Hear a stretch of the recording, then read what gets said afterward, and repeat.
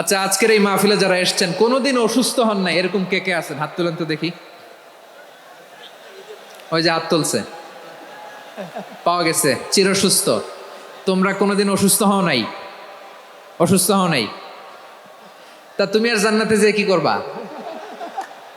তুমি তো জান্নাতেই আছো তাইলে। ফেরেশতারা বলবে ওয়া ইন্না লাকুম আন তাসিহু ফালা তাসকামু আবাদা। এটা এমন জান্নাত, চিরকাল সুস্থ থাকবা, কোনোদিন অসুস্থ হবে না। সুবহানাল্লাহ বলেন। ওয়া ইন্না লাকুম আন তাহইয়াউ ফালা তামুতু আবাদা। তোমরা অমর হবা, মৃত্যু তোমাদের স্পর্শ করবে না। সুবহানাল্লাহ। অমর হওয়ার জন্য আমরা কত কিছু করি। জান্নাতে গেলে অমর হওয়া যাবে, ঠিক কিনা বলেন?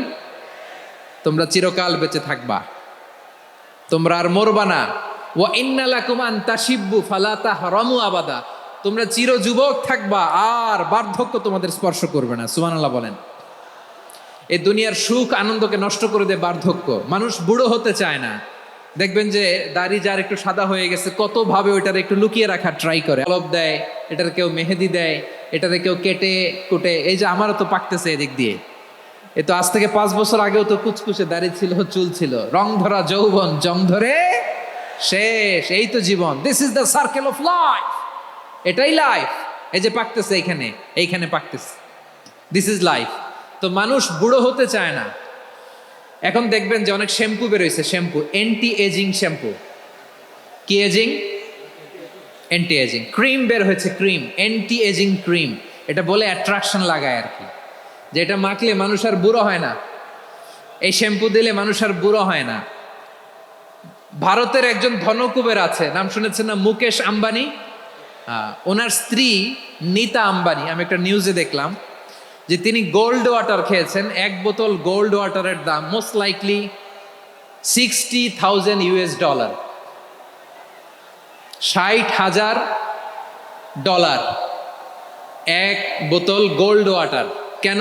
এটা খেলে বার্ধক্যের ছাপ নাকি চেহারায় লাগে না। কিন্তু মানুষ যতই বয়স ধরে রাখতে চাক এই দুনিয়ার জামিনে, সে কি তার বয়স লুকাতে পারে? আমার কলিজার টুকরা সিলেট, আওয়াজ করে বলেন, এই দুনিয়ার জীবনে বয়সকে ধরে রাখা যাবে? আপনি অমর হবেন জান্নাতে, চির সুস্থ হবেন জান্নাতে। আপনি যদি চির যৌবন থাকতে চান, চির যুবক, এটা পাবেন জান্নাতে। সুবহানাল্লাহ বলেন। ওই জান্নাতে আপনি যেতে চান তো? চান? এভাবে বিশ্বনবী উম্মতের সামনে জান্নাতকে চিত্রায়িত করেছেন, পোর্ট্রে করেছেন। এজন্য বিশ্বনবীর বৈশিষ্ট্য দিয়েছেন আল্লাহ তাআলা মুবাশশিরা। এসো কোরআনের ছায়া তলে সমবেত হই, এসো আল্লাহ রাসূলের অনুগত হই। বদরের ময়দানে এই পাশে কোরাইশ, এই পাশে মুসলমানেরা। বিশ্বনবী জালামাই ভাষণ দিলেন, বললেন কুমু ইলা জান্নাতিন আরদুহাস সামাওয়াতি ওয়াল আরদ উইদ্দাত লিল মুত্তাকিন। ও আমার সাহাবারা, ওই জান্নাতের দিকে ছোট, যেই জান্নাত আকাশ জমিন বিস্তৃত। তোমরা দেখতে পাচ্ছ এটা বদরের ময়দান না, এটা আল্লাহর জান্নাত। আওয়াজ করে পড়েন আল্লাহু আকবার। বিশ্বনবী বললেন ছোট ওই জান্নাতের দিকে, যে জান্নাতের বিস্তৃতি আকাশ জমিন বিস্তৃত। বিশ্বনবীর এই কথা শোনার পরে এক আনসারী সাহাবী সাইয়েদনা উমাইর ইবনুল হুমাম রাদিয়াল্লাহু তাআলা আনহু খেজুর খাচ্ছিলেন। তিনি বিশ্বনবীর দিকে তাকিয়ে কথা শুনছেন আর খেজুর খাচ্ছেন। যখন বিশ্বনবী বললেন জান্নাতের দিকে ছোট, যে জান্নাত আকাশ জমিন বিস্তৃত, বিশ্বনবীর কথা শোনা মাত্র সাইয়েদনা উমাইর ইবনুল হুমাম বললেন বাহ বাহ। কি বললেন? বাহ বাহ মানে চমৎকার, মাশাআল্লাহ চমৎকার।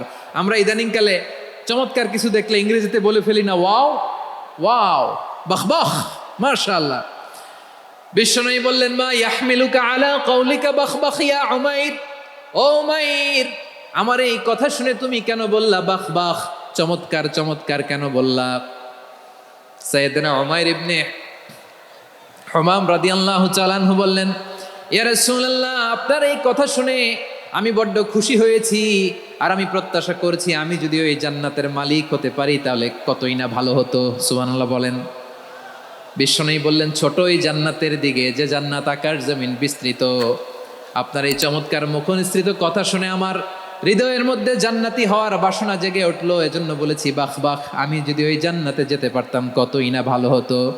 উমাইরের কথা শুনে বিশ্বনবী বললেন, ঠিক আছে উমাইর, জান্নাতে ঢোকার জন্য, এই জান্নাতের অধিবাসী হওয়ার জন্য যেহেতু তোমার এত আকাঙ্ক্ষা, আমি বলে দিলাম আনতা মিন আহলিহা, তুমি আল্লাহর ওই জান্নাতের অধিবাসী হবা। যাও উমাইর, তুমি ওই জান্নাতের অধিবাসী, ওই জান্নাতে তুমি ঢুকবা, তুমি জান্নাতি। তার মানে সহজ কথায় তুমি জান্নাতি। সুবহানাল্লাহ বলেন। যখনই বিশ্বনবী বললেন জান্নাতি, সাইয়েদনা উমর রাদিয়াল্লাহু তাআলা আনহু খেজুর খাচ্ছিলেন আর মনে মনে ভাবে, বিশ্বনবী যখন ওয়ারেন্টি দিয়েছে, বিশ্বনবী যখন গ্যারান্টি দিয়েছে আমি জান্নাতে যাব, তাহলে হাতে তো এখনো 3টা খেজুর বাকি। এই 3টা খেজুর যদি খাই তাহলে জান্নাতে ঢুকতে দেরি হয়ে যাবে। সুবহানাল্লাহ পড়েন। হাতে কয়টা খেজুর? 3টা খেজুর। বিশ্বনবী বললেন, উমাইর আনতা মিন আহলিহা, তুমি ওই জান্নাতের অধিবাসী, তুমি জান্নাতি।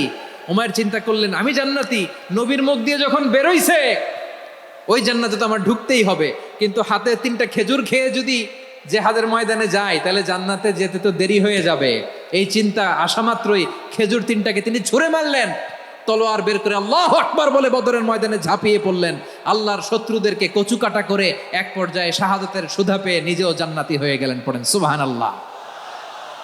আমরা দুনিয়ার বুকে আমরা হয়েছি দুনিয়ার পাগল, ক্ষমতার পাগল, সম্পদের পাগল, খ্যাতির পাগল। বিশ্বনবী তার সাহাবাদেরকে বানিয়েছিলেন জান্নাতের পাগল। পড়েন সুবহানাল্লাহ।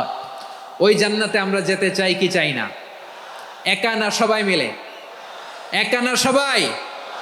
জান্নাতে একা আমি যাব না তো ভাই, তোমাকেও জান্নাতে দলে নিতে চাই। সবাই বলেন, জান্নাতে একা আমি যাব না তো ভাই, তোমাকেও জান্নাতে দলে নিতে চাই। পড়েন আমিন।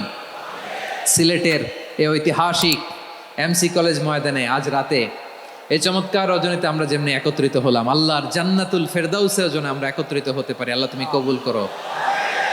সবাই আওয়াজ করে পড়েন আমিন। তাহলে চিন্তা করেন কিভাবে বিশ্বনবী জান্নাতকে চিত্রায়িত করেছেন সাহাবাদের সামনে, কিভাবে চিত্রায়িত করেছিলেন তিনি, যে কারণে সাহাবারা জান্নাতের পাগল হয়ে গিয়েছেন। আমরা যদি দেখি the way the prophet Muhammad পোর্ট্রেড জান্নাত, কিভাবে তিনি পোর্ট্রে করেছেন জান্নাতের যে সৌন্দর্য, কিভাবে তিনি সাহাবাদের সামনে তুলে ধরেছেন। বিশ্বনবী আল্লাহর কোরআন থেকে আমাদেরকে জানান, আল্লাহর জান্নাতের সুসংবাদ দানকারী করে যে আল্লাহ আমাকে পাঠালেন। তোমরা কি জানো আল্লাহর জান্নাত কত সুন্দর? কোরআন থেকে বিশ্বনবী আমাদেরকে জানান, ফালা তা'লামু নাফসুম মা উখফিয়া লাহুম মিন কুররাতি আ'য়ুন জাযাআম বিমা কানু ইয়া'মালুন। মানুষের কর্মের প্রতিফল হিসেবে কত চমৎকার জান্নাত রব্বুল আলামিন নাজ নেয়ামত দিয়ে পরিপূর্ণ করে আমাদের জন্য প্রস্তুত করে রেখেছেন। পৃথিবীর কোনো মানুষ সেটা জানে না। পড়েন সুবহানাল্লাহ। এটা যে কত সুন্দর, আমাদের আমলের প্রতিদান হিসেবে কত চমৎকার, fantastic, eye catching, fabulous paradise তিনি আমাদের জন্য রেডি করে রেখেছেন। এটা কেউ জানেই না, কল্পনাতেও আনতে পারে না। সুবহানাল্লাহ পড়েন। আবার হাদিসে কুদসিতে বিশ্বনবী ফরমান, রব্বুল আলামিন বলেন, আ'দাদতু লিইবাদিয়াস সালিহিন মা লা আইনুন রাআত ওয়ালা উযুনুন সামিআত ওয়ালা খাতারা আলা কলবি বাশার।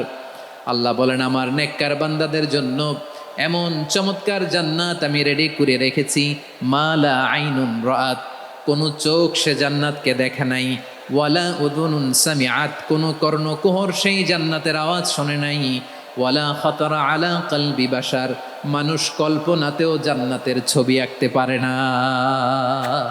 সুবহানাল্লাহ, কল্পনাতেও ছবি আঁকতে পারে না। পৃথিবীর যত বিখ্যাত বিখ্যাত ডিজাইনাররা আছে সবাইকে একসাথে বসিয়ে যদি আমরা বলি জান্নাতে যে চেয়ারের মধ্যে আমরা বসবো, এই চেয়ারের একটা ডিজাইন করেন তো, কোটি কোটি ডিজাইনকে একসাথে করা হলেও জান্নাতের একটা চেয়ারের ডিজাইন হবে? প্রিয় সিলেট, আওয়াজ করে বলো, জান্নাতের একটা চেয়ারের ডিজাইন তারা করতে পারবে না। কেমন জান্নাতে আমরা যাব? বিশ্বনবী কিভাবে জান্নাতকে আমাদের সামনে চিত্রায়িত করেছেন, পোর্ট্রে করেছেন। তিনি বলেছেন, জান্নাতীরা যখন জান্নাতে ঢুকবে, ফেরেশতারা জান্নাতীদেরকে বলবে ওয়া ইন্না লাকুম আন তাসিহু ফালা তাসকামু আবাদা, ও জান্নাতীরা তোমরা আজীবন সুস্থ থাকবা, কোনোদিন অসুস্থ হবা না। সুবহানাল্লাহ বলেন। এসো কোরআনের ছায়া তলে সমবেত হই, এসো আল্লাহ রাসূলের অনুগত